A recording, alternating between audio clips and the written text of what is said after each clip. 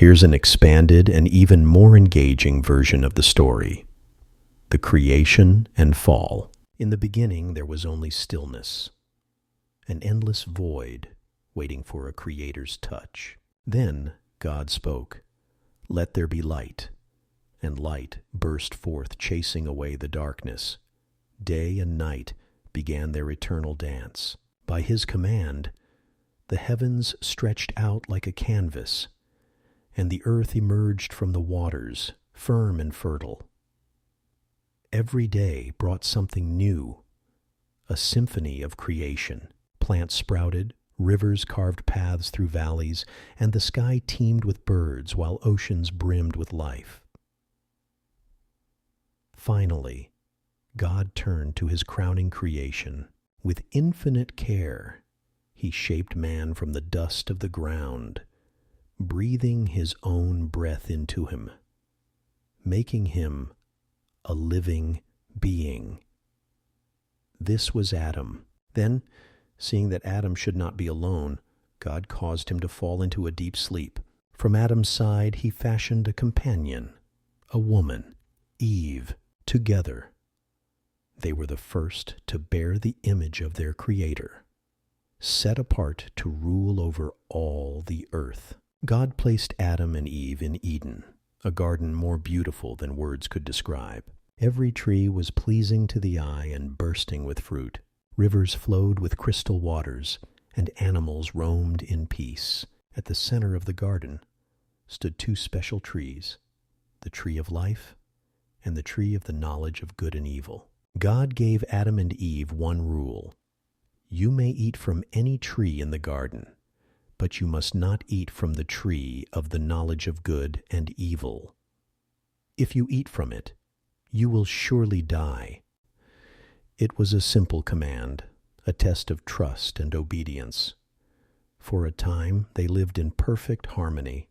Each morning, the sun warmed their skin, and the evenings were filled with the cool presence of God as he walked with them. Fear and shame were unknown, and their laughter echoed across Eden.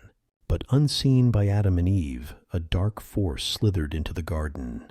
The serpent, crafty and cunning, was no ordinary creature. One day, it approached Eve, its voice like a whisper in her mind. "Did God really say you must not eat from any tree in the garden?" it asked. "We may eat from the trees," Eve replied. "But God said we must not eat or even touch the fruit of the tree in the middle of the garden, or we will die."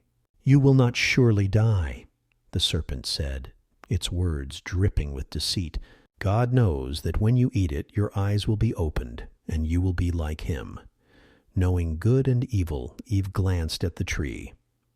The fruit, golden in the sunlight, looked delicious. The serpent's words stirred something within her, a hunger for wisdom, for more than what she already had. Slowly, she reached out, plucked the fruit, and took a bite. The sweetness turned bitter as Adam, standing nearby, joined her, eating the fruit without hesitation. The moment they swallowed, their eyes were opened, just as the serpent had promised, but not to enlightenment. They saw their nakedness and were filled with shame. Desperately, they sewed fig leaves together, trying to hide from each other and from God. As the sun began to set, they heard it, the familiar sound of God walking in the garden. But this time, instead of running to him, they hid among the trees. "Where are you?" God called, his voice filled with sorrow. Adam stepped out, trembling. "I heard you in the garden and was afraid because I was naked, so I hid." "Who told you that you were naked?" God asked gently. "Have you eaten from the tree I commanded you not to eat from?" Adam pointed at Eve. "The woman you put here with me, she gave me the fruit, and I ate it." Eve, in turn, pointed to the serpent. "The serpent deceived me, and I ate." The garden, once a place of trust and unity, now echoed with blame and brokenness. God pronounced judgment.